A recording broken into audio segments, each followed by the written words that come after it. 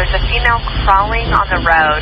She's missing an arm and she's bloody. She fought until the bitter end after being beaten and left for dead in Livermore, naming her attackers before taking her final breath. Family received more details on a brutal attack the day after 19-year-old Lizette Cuesta was killed. Tonight, her father remembers his oldest daughter as his brave girl. They have to pay for what they did. I mean, it won't bring her back. This victim really tried to survive, and she fought, and she fought. Like, I couldn't believe that my friend was gone. She was the mastermind of it. There was just all types of things that were said and done, and I didn't put two and two together.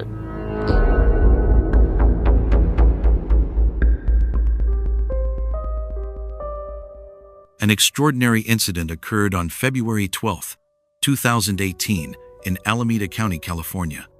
At 3:15 in the morning, the 911 dispatch service received an emergency call. A male voice reported discovering a severely injured young woman on a desolate stretch of Tesla Road, a two-lane highway in the foothills of Livermore, where nighttime traffic is minimal. A group of workers, heading to a neighboring town for the night shift, noticed something unusual on the roadside. Initially mistaking the object for an injured animal, they observed movement and decided to stop and investigate. Upon approaching, the men were horrified to discover a bloodied human figure, barely alive but still conscious. But before we dive in, make sure to subscribe to the channel. It really helps push stories like this to more people. And drop a comment letting us know where you're watching from and what time it is there. We love seeing where our audience is tuning in from. The victim was on the verge of losing consciousness but was still holding on. Numerous cuts covered her body, and blood soaked her hair so thoroughly that it was impossible to determine its natural color. The situation was complicated by the complete absence of mobile phone coverage in this remote area. Every minute of delay reduced the chances of saving the assault victim. The rescue operation unfolded immediately. The driver had to leave the scene and urgently head to the nearest location with telephone service to call emergency services. His colleague, named Richard, stayed with the injured woman. Recognizing the critical nature of the situation, he covered the girl with a blanket, tried to maintain conversation to prevent her from losing consciousness, constantly reassured and encouraged her, understanding that the question of life and death of a stranger was literally in his hands. Precious time was passing, and the girl's condition was deteriorating with each minute. Richard desperately fought for her life, not letting her fall asleep, fearing that sleep in such a condition could be fatal. This chance witness became her only hope for salvation in those critical minutes. Upon arriving at the scene, the medical team immediately assessed her injuries as absolutely incompatible with ground transportation to the hospital. The main injury, a deep cut to the throat, required immediate aeromedica eye evacuation. A helicopter became the only chance for survival. Otherwise, transportation by ground ambulance could have proven fatal. Despite all emergency measures and the efforts of medical professionals, the victim of the attack died shortly after hospitalization. The medical examination revealed approximately 30 stab wounds, predominantly concentrated in the neck area. Before her death, the girl managed to state her name, Lizette Cuesta.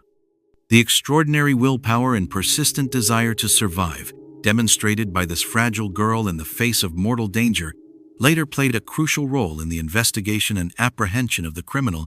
I hope it will be encouraging to her family to know that their daughter did have that spirit to fight. And she was a fighter, for real. She was a fighter. She was fighting for her life. The victim's biographical data indicated an active, cheerful, purposeful personality. A native of San Jose, California, Lizette had graduated from high school in 2016 and enrolled in college. From an early age, she had been passionate about skateboarding, consistently maintained an athletic lifestyle, and had an attractive appearance and a cheerful character. Lizette's professional ambitions harmoniously combined with a rich social life. While studying at college, she found time for meeting friends and entertainment. She was characterized as an energetic, sociable girl who positively influenced those around her and seemed to charge everyone near her with her energy. Just the most committed, loving, like when she would show up to the park, everyone would be like, oh, it's Liz. Like everyone would get in a good mood because her smile alone would brighten up a whole room. Just how she would always laugh, and she was mainly really polite to everyone. About a few months before the tragic incident, Lizette and her father had moved to the city of Tracy, located approximately an hour's drive from their former residence, the family home in San Jose. The change of location was a conscious and deliberate decision by the girl, who sought a calmer living environment. At the same time, she did not sever family ties, but, on the contrary, maintained close relationships with all members of her family, regularly visited her mother's ranch, where she enjoyed horseback riding. According to her father's testimony, the last time he saw his daughter alive was literally the day before the fatal attack. During their last meeting, he noticed no signs of anxiety or problems. Lizette remained as cheerful, positive, and communicative as always. Nothing foretold disaster. Characterizing his daughter, the man especially emphasized her courage, determination, strength of will, and striving for independence. Everybody knows how tough she was, how strong she was, She showed that at the end, always. These qualities, in his opinion, prompted Lizette to move to improve her living conditions. Her plans were first to achieve financial stability and get on her feet, and only then to create her own family. For her father, the brutal attack was a completely unpredictable and devastating tragedy. He could not even imagine who would want to harm such a bright and positive personality, who seemed to have no enemies or ill-wishers. He was convinced that Lizette, as always, fought until the end, but unfortunately, this time she could not win. After moving to Tracy, Lizette and her father did not spend much time looking for housing. They quickly found a suitable apartment, rented it, and settled in at the new place. Her father fully supported his daughter in her aspiration for independence. The girl immediately actively started looking for work and soon found employment at a private company owned by 25-year-old Melissa Leonardo and her 19-year-old partner Daniel Gross, who was also the father of her unborn child. Lizette began a new stage of her life, full of hopes and plans for the future. Initially, the relationships at the workplace remained purely professional, but gradually the situation began to change. Work relationships unexpectedly went beyond professional boundaries when the young man, Daniel Gross, showed romantic interest in Lizette. Their communication became increasingly closer and more personal, which eventually led to the development of a romantic relationship between them, which would later have fatal consequences for the girl. The relationship between Lizette and Daniel developed despite the fact that during this period Melissa was expecting his child. Moreover, the couple was engaged.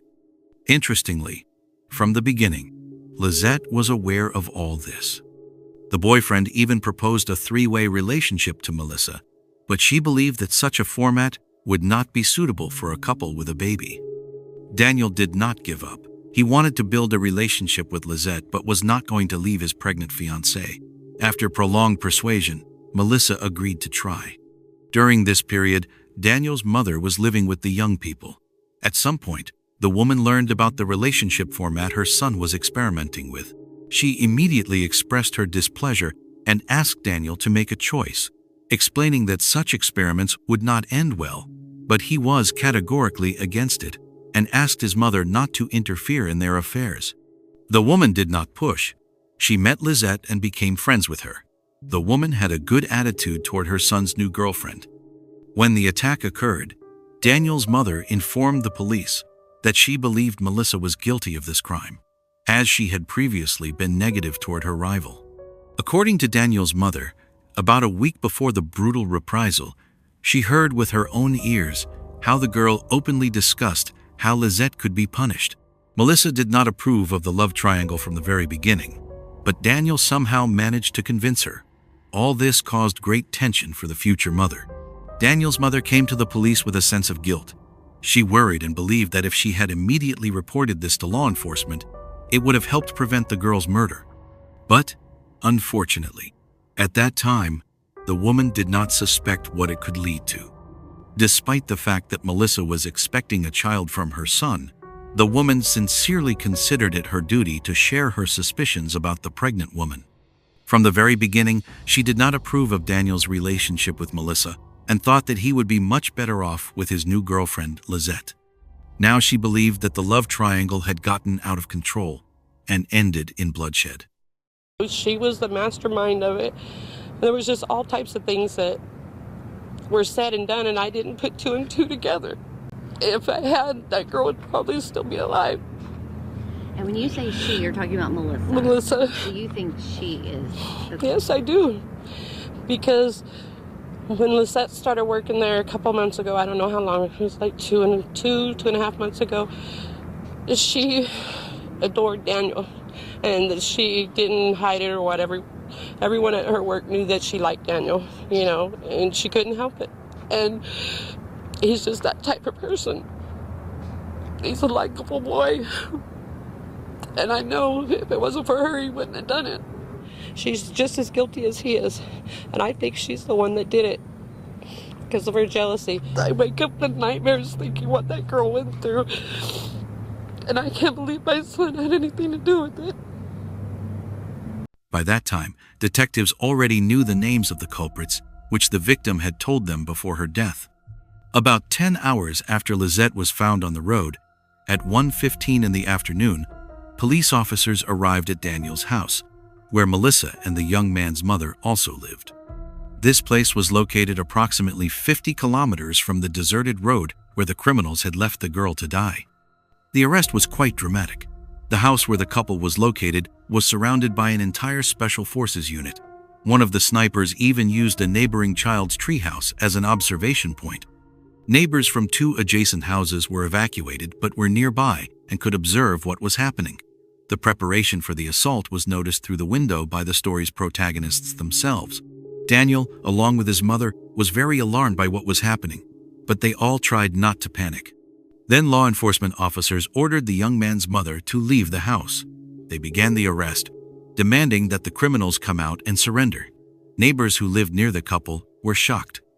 At this point, the young people had been living there for about 3 years and were not very sociable, so little was known about them in the area. Well, I don't know who they were. I don't know them by names. I would always see like different people coming in and out from the house, so I know it's probably something suspicious going on out there. They said, get out when the hand's up, and we know that you're there. A lot of people were surrounding this house a lot, and there's a lot of cops surrounding that house. Like they're making like a little circle, and we were right over there hiding. Of course, the arrest by a Special Forces unit provoked a huge number of different rumors. All that the neighbors could tell the police was that the young man had attended the local high school but had not graduated, and his girlfriend had studied at another educational institution nearby and had received a diploma. That's where the information ended. Several people suggested that this arrest might be related to prohibited substances, as various friends came to visit the young people. Sometimes new faces appeared there, and such a flow inevitably attracted attention. They decided that the couple might have been selling illegal substances, but nothing like that was found during the investigation. When the suspects were leaving the house, Melissa was still in her pajamas. They were caught by surprise, resting after the bloody reprisal. After this, the police talked to the couple. Unfortunately, the young people were reluctant to cooperate with the investigation.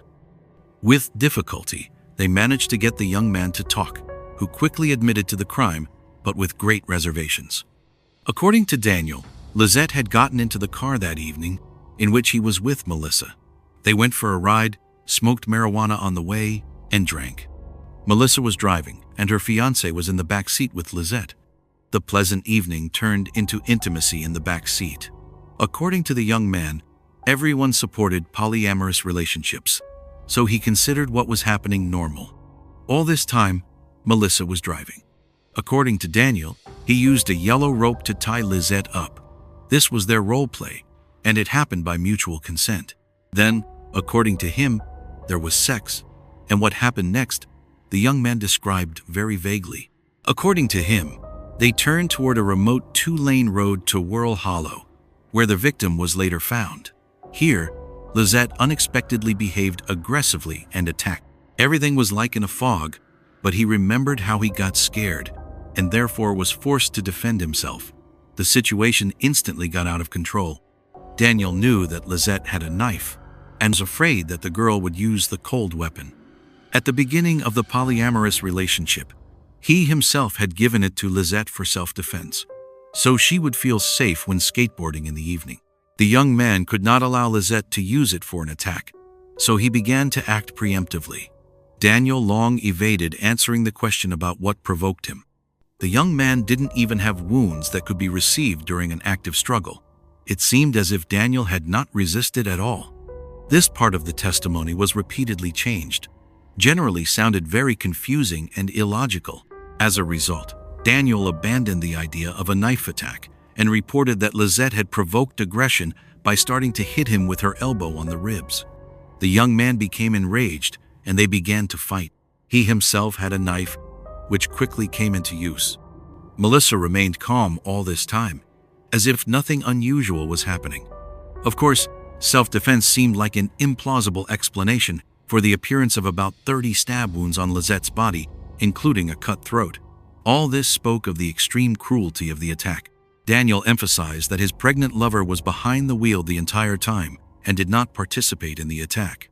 After Lizette was cut, he stopped and realized what had happened with horror. The couple decided that giving birth to a child while under investigation was a bad idea, so they simply left the body on the roadside and drove away, believing that the girl had died. All this was happening in February in California, and although it was a fairly warm region, it was quite cold at night, and it was assumed that the victim, even if she survived the stab wounds, would not survive the cold night. At the place where Lizette was found, an extended blood trail was also discovered. Despite the injuries received, the girl crawled about 100 meters, hoping to get help. The police followed this bloody trail and found the yellow rope that Daniel had mentioned. The victim had been tied with it. While Lizette was alive and conscious, she told about what she had to go through. Not only was the brutal attack the most difficult moment, but also the search for help. Although the road was deserted, she quickly saw the lights of an oncoming car. She even tried to wave to it. Unfortunately, she wasn't helped. Behind the wheel was an elderly woman who didn't stop, possibly because she was scared. Lizette hoped that the driver would at least call the police. The random lady driver did just that. And then a group of men drove by, one of whom, Richard, stayed with her, and the second went further to catch a signal. Fortunately, Lizette encountered caring people who tried their best to help her. Otherwise, the victim would simply have died and would not have had time to tell her story. The news of their daughter's death was a real nightmare for her parents and everyone who knew her. They were grateful to the random witnesses who did not pass by but stopped and contacted the police, spent most of the time with her. Lizette fought for more than an hour, during which time she managed to repeat the story of the attack to several witnesses, to the medics who desperately tried to save her life. The fact that she survived this attack and lasted so long was very lucky. Lizette turned out to be so mutilated that even identifying the body could have taken quite a long time. She did not have documents or a mobile phone with her. Relatives would not have reported her missing so quickly, as they lived in another city. All this could have turned the bloody attack into a perfect crime, and the criminals responsible for the atrocity would have continued to roam free. But unfortunately, Lizette could not tell in detail in such a condition in the last minutes of her life. It seemed unclear what degree of guilt each criminal had. The rescue operation with the helicopter took place. The girl was delivered to the medical center. Unfortunately, it was too late. At 4:30 that same morning, she died. The main cause was blood loss. At the time of her death, Lizette Cuesta was only 19 years old. After the arrest, Melissa did not cooperate with the police, did not give any answers to questions at all. Daniel was also reluctant to communicate with investigators. Still, they managed to get him to talk, and the young man gave valuable confessions. Despite the fact that the police did not believe his story, he nevertheless agreed that he had stabbed the girl. All this aroused colossal interest from the media. Journalists bothered not only the families but also the police. Several reporters even broke into the police station, wanting to be present at the young man's interrogation. Of course, this was refused. This provoked many rumors, unwanted attention from outsiders, which additionally traumatized the Cuesta family. The fact that the police had detained the real criminals was obvious. It remained unclear what role Melissa played in the reprisal, whom Daniel was so desperately covering for. It was also necessary to prove the intentionality of the crime. detectives reasonably believed that dozens of stab wounds were a sufficient basis for such assumptions. It was believed that this recreational trip in the car was not accidental. From the very beginning, the criminals knew that Lizette would not survive this night, and they lured her to a deserted place. Against this background, the young man's entire story about voluntary tying and sex in the back seat could be a puddle. From the very beginning, Daniel tried to attribute everything to self-defense or chance, but he had deliberately lured Lizette into a trap. The binding was regarded as a violent act that ended in bloodshed. But no matter how hard the detectives tried, the young man refused to admit that the murder was planned in advance. Instead, the suspect insisted that he could not properly explain his actions. He described the incident as if he had some kind of click in his head, after which he could not control himself. Daniel repeated again and again that he repented and hated himself for this terrible attack. He wanted to apologize to Lizette's relatives, but for a long time he doubted, as he was not sure that the victim's family would want to accept an apology. However, that's what happened. It was obvious that the criminal was lying, but he insisted on his latest version. Melissa continued to remain silent and denied any involvement in the attack. Daniel was being deceptive. He simply refused to answer some of the police's questions, particularly regarding the motive. An elbow strike from a tied-up girl seemed implausible and could hardly have provoked the young man to such aggression. Daniel himself believed that he might have lost control of himself due to smoking marijuana that evening. Trying to understand Daniel's personality, investigators spoke with Melissa, but she also did not want to cooperate. Then they found the young man's former girlfriend named Jacqueline, who even had a 1-year-old son from the suspect. According to her, sometimes Daniel exhibited a very dark and aggressive side of his character. In such moments, he barely controlled himself. Despite this, even the ex-girlfriend doubted that he was capable of inflicting about 30 stab wounds on a defenseless girl because of a minor elbow push. Before this attack, he had not been noticed in violent crimes. The young man had no criminal record. Meanwhile, Daniel himself continued to insist that it was self-defense. Of course, the number of blows was much more than needed to stop an attack. The stubbornness only strengthened the distrust of the suspect's words. Jacqueline even appeared in the media. She was shocked, realizing with whom she had lived that the child was so close to people capable of bloody reprisal. Despite the fact that her ex-boyfriend had confessed, she believed that Daniel could not have been the driving force in this attack. The girl knew Melissa, considered her a cunning manipulator who simply took control of her fiancé and brought these absurd polyamorous relationships to a bloody massacre. Even if the knife was indeed in Daniel's hand, there was a lot that was strange. Why did Melissa drive on a deserted road to such a desolate area? Why didn't she go to the police after the murder, but simply calmly went to sleep? It seemed that she was not at all concerned about what had happened and perceived it as something ordinary. The young man's mother also joined the discussion. She immediately said that she was not going to justify her son if it really turned out that he was a criminal. However, she believed that Daniel, due to his character, could not be the driving force behind this crime. Such cruelty was not characteristic of him. The woman believed that the fiancé could have used something to incite and cloud his consciousness. Possibly, she slipped something into his drink. He went crazy and completely obeyed her instructions. Daniel's mother related that a few days before the murder, she noticed Melissa's suspicious behavior. The girl was angry and repeatedly brought up the topic of Lizette, expressed herself very negatively, even saying that she wanted her death. At the same time, Daniel was calm and even reassured her.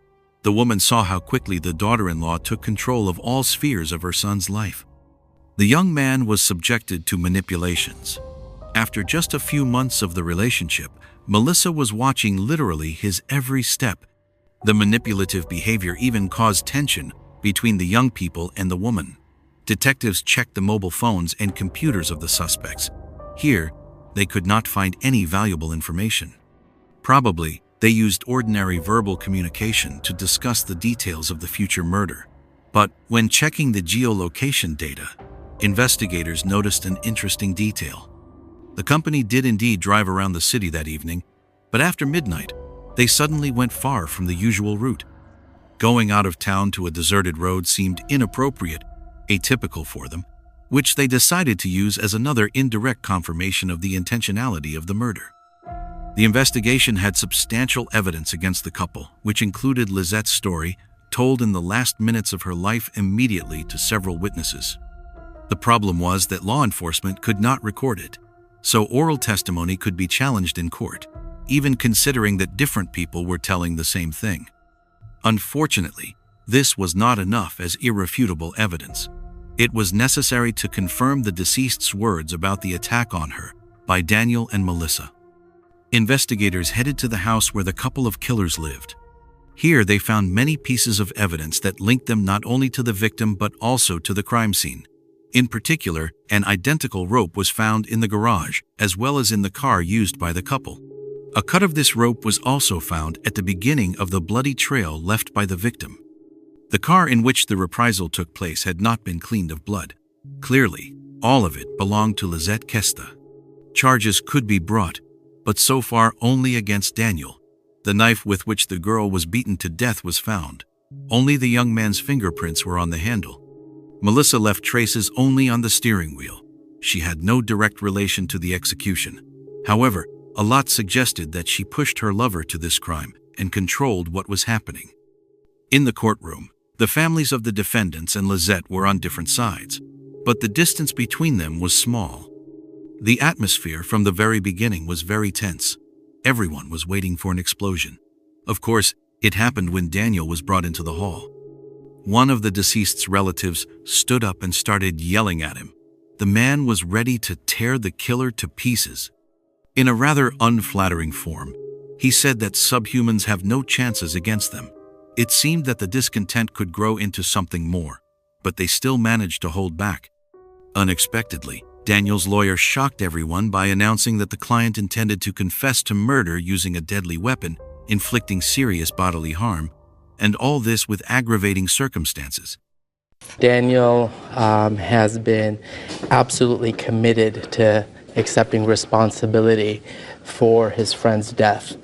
And he proved that when he confessed to the police at the very outset, and he has proven it today by entering his guilty plea to these charges. This concerned all the charges brought against the defendant. The defense immediately asked not to allow the media into the courtroom, after which reporters were let out, at least for the time of the discussion. However, everything ended quickly. The hearings resumed, and the mass media were later admitted to this high-profile process. The killer's statement was a big shock and relief. Lizette's family had already prepared for a protracted battle in court. Still, questions remained. Daniel admitted his guilt, but did not specify the degree of murder. Probably, it was necessary to hold a hearing at which this criterion would be determined. Under state law, for second-degree murder, the punishment was from 16 years to life imprisonment. For first-degree murder, from 26 years to a life sentence. In the end, the young man admitted guilt in first-degree murder, which was another unexpected step. The defendant did not enter into a deal but justified his decision by saying that he wanted to somehow soften the blow for Lizette's family. In this way, he decided that they would be able to avoid a protracted trial, which would be traumatic for everyone. It seemed that the young man was truly remorseful. Pity, it was too late for emotions. Melissa also remained under arrest. The prospects here really frightened her. The girl was far from the criminal world, especially in a delicate position. She continued to deny her involvement in planning, organizing the conspiracy, and everything else. In particular, because the victim herself named the two criminals, Daniel and Melissa, and therefore she also participated in the attack. However, the process dragged on. The lawyer insisted that the client be released, in particular, referring to the pregnancy and stress, which could lead to a miscarriage. In the end, this worked. She was sent under house arrest during the preparation for the trial, but the investigation continued. 5 years passed, and now 30-year-old Melissa was in the dock. She was found guilty. The lawyer of Daniel, who turned 24 in prison, had been fighting all this time for a mitigation of the decision and a review of the young man's case. The defender managed to achieve this progress. The knife attack was attributed to a mental illness that causes hallucinations. Melissa, meanwhile, was recognized as the person who became the sole inspiration for this brutal reprisal. According to Daniel's defense team, the girl used prohibited substances to provoke the appearance of hallucinations in her boyfriend. The girl knew about his problems and took advantage of the instability of his psyche. Having drugged him with preparations, Melissa was easily able to push the young man to a bloody massacre. Both were sentenced to 15 years in prison, and Daniel was given an additional code for using a knife as an aggravating circumstance. Lizette's relatives were not entirely satisfied with such a mild decision. Plus, it still didn't return the wonderful person to them. However, they believed that justice had prevailed. At least Melissa also got what she deserved. No one managed to escape justice thanks to the brave girl who fought until her last breath and helped solve her own murder. Summarizing this case, one can say one thing: the human psyche is not a field for experiments. Society is changing, relationship models are becoming more flexible, but emotions remain the same: jealousy, pain, fear of loss. And when love, distrust, aggression, and pharmacology are woven into one story, the result is predictably frightening. This is not a call to moralize or an attempt to impose rules of life. But everyone who enters into non-traditional relationships must honestly answer a simple question: is my brain, my psyche, my heart ready for this? Because freedom is not only a right, it is also a responsibility. The girl in this story was not an enemy. She simply believed in love, in her role in this equation. But the equation turned out to be unequal, and for the mistakes of others, she paid with her life. The moral of this story is simple and harsh. Human relationships are not a game of roulette. It is a deep risk, where the main prize is not passion, but peace, security, and mutual respect. Watch your children. Explain to them that love is not chaos, not drama, and definitely not an experiment. It is a choice. And who we let into our lives can even depend on our survival.